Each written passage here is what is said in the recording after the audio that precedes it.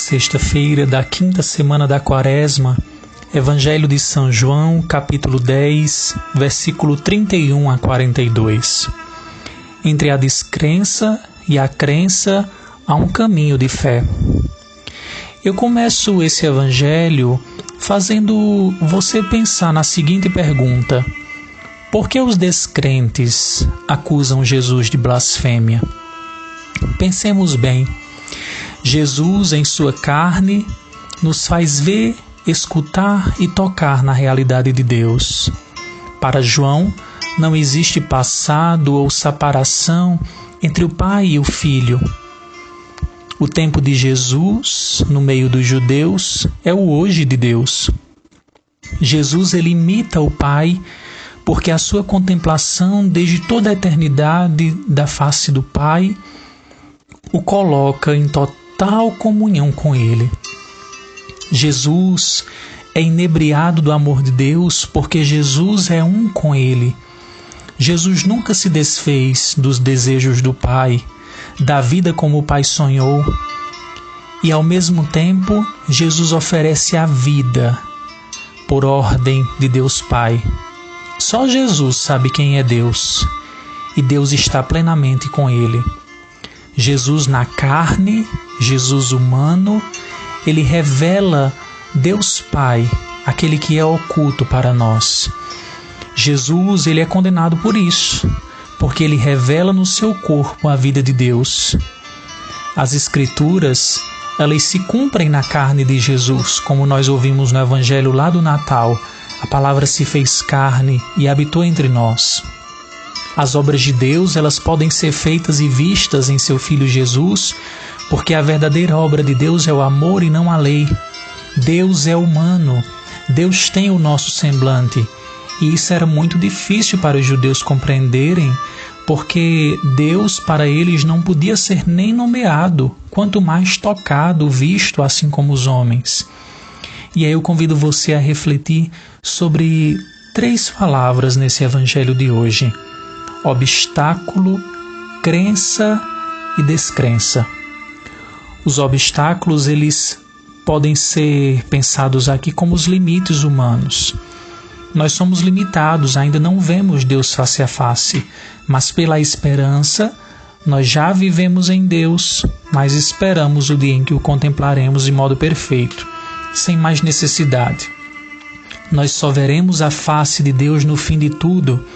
Somente no fim eu serei unido a Deus, no qual eu não terei mais necessidade de nada, nem da contemplação de nenhuma outra face. Os obstáculos também podem ser pensados como conflitos. Talvez o sofrimento, dizia Karl Rahner, deva ser aguentado por nós para que nós possamos compreender pelo sofrimento, que também é um obstáculo, e buscar neste sofrimento o que nós incompreendemos de Deus, porque nós não sabemos tudo de Deus. Nos nossos conflitos, nos nossos obstáculos, nós podemos encontrar em Jesus a solidariedade de Deus. Dizia Nietzsche, um filósofo ateu, que Jesus negou qualquer abismo entre Deus e o homem. Ele vivia a unidade de Deus e o homem com suas boas novas. Jesus vivia em plena unidade com Deus, diz esse filósofo ateu.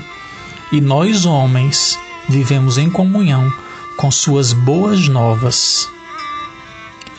O interessante também é que, quando nós tratamos de crença e descrença, nós precisamos fazer um exame de consciência, porque muitas vezes a causa do ateísmo é o nosso antitestemunho de cristãos.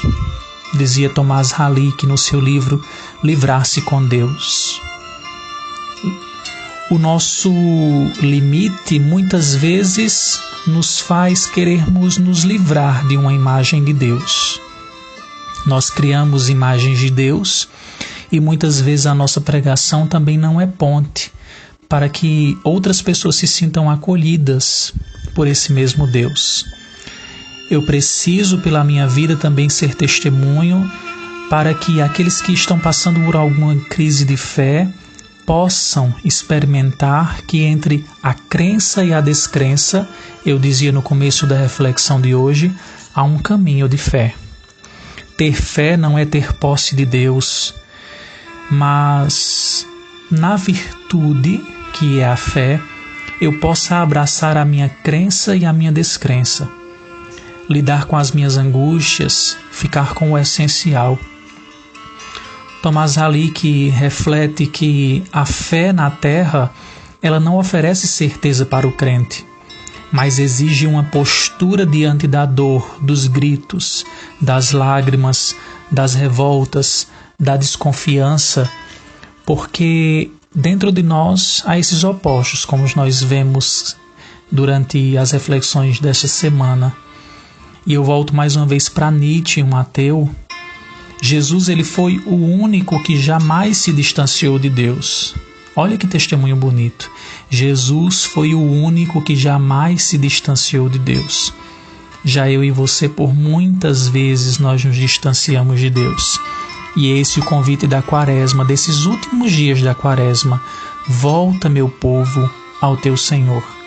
Ele renovará o teu coração para que nós também possamos testemunhar que Jesus jamais se distancia de nós.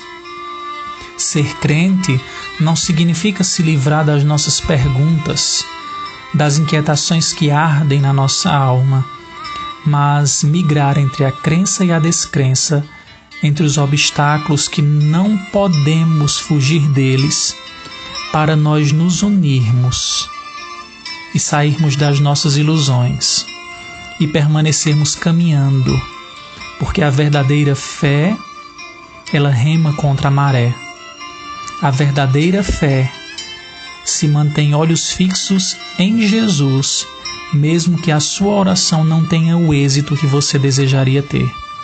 A verdadeira sabedoria, ela mantém a fé mesmo que nos falte o fôlego na caminhada, mesmo que nos falte qualquer coisa que possamos estar necessitando. Mas como dizia São Paulo, vivos ou mortos, nós pertencemos ao Senhor. Convido você a meditar essa oração no final dessa reflexão comigo, feita pela Didaquê, primeiro catecismo dos cristãos, lá por volta do século I, II. E a oração diz o seguinte, você pode rezar comigo. Nós te agradecemos, Pai Santo, por teu santo nome, que fizestes habitar em nossos corações, e pelo conhecimento da fé e a imortalidade que nos revelastes por meio do teu servo Jesus. A ti a glória para sempre. Lembra-te, Senhor, da tua igreja, livrando-a de todo mal e aperfeiçoando-a no teu amor. Reúne dos quatro ventos esta igreja santificada para o teu reino, que lhe preparastes, porque teu é o poder e a glória para sempre.